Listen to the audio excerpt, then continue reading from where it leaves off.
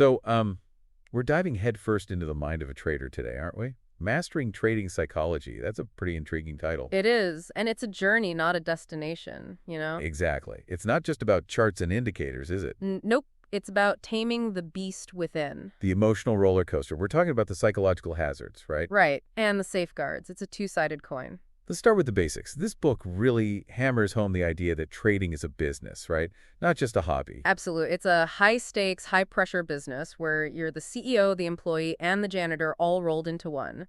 Crazy, huh? No boss to tell you what to do.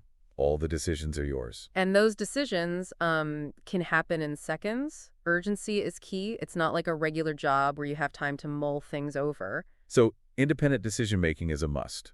No room for second guessing.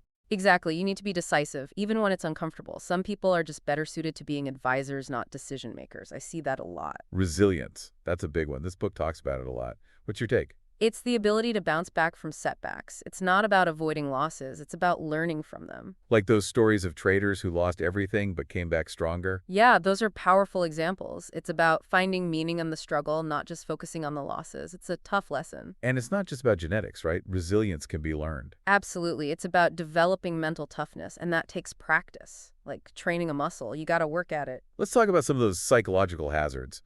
Averaging down, for example. That's a classic. A recipe for disaster. You're throwing good money after bad, hoping for a miracle. It rarely works. And turning a day trade into a swing trade? Another good one. You lose sight of your original plan and things can spiral out of control. Stick to your rules. Overtrading. That crack addict trading syndrome.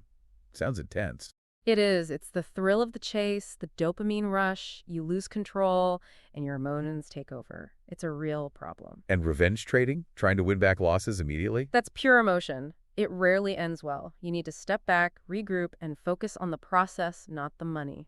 So true. So how do you build those psychological safeguards? Daily profit targets are huge. They give you a sense of accomplishment and they help you manage risk. Knowing when to stop is just as important as knowing when to start. Clear rules are essential, right? A plan you stick to, no matter what. Absolutely. Those rules need to be simple, black and white, no gray areas. And what about bouncing back from a slump? Acknowledge it, define it, and don't disengage. It's a mental game, so focus on stress reduction.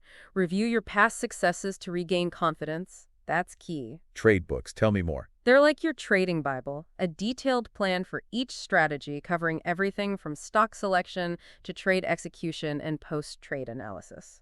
So it's not just about the strategy itself, but the whole process? Exactly. It helps you stay focused, filter out the noise, and make consistent, objective decisions. And focusing on fewer stocks, fewer strategies? Absolutely. You can't be everywhere at once. Master a few things really well instead of spreading yourself thin.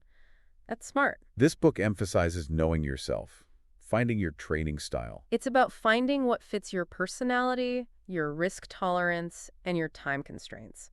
Scalping, swing trading, position trading, they all have different demands. And not following the crowd? Being an independent thinker? Crucial.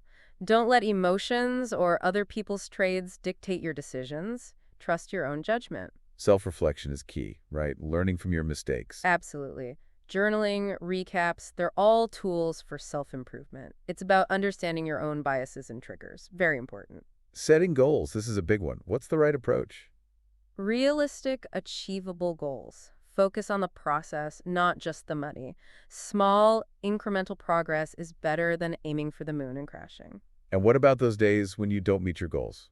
It's okay to have bad days. The key is to learn from them, not let them derail you. Remember your why. Keep that in mind. This book also talks about the importance of a disciplined lifestyle. Sleep, diet, exercise, how do they all tie into trading? They're all interconnected. A healthy body leads to a healthy mind. You need to be sharp, focused, and resilient to handle the pressures of trading. It's not just about what you eat, but how you eat. It's about mindfulness. It's about sleep. It's about exercise. It's about everything. It all matters. So to wrap it up, this discussion has been all about mastering the mental game, right? It's not just about the technical skills, but the emotional intelligence, the resilience, the discipline. Exactly. It's about building a strong foundation, both mentally and technically, so you can weather the storms and come out on top. It's a marathon, not a sprint. That was a great discussion. Thanks for sharing your insights. I really appreciate it.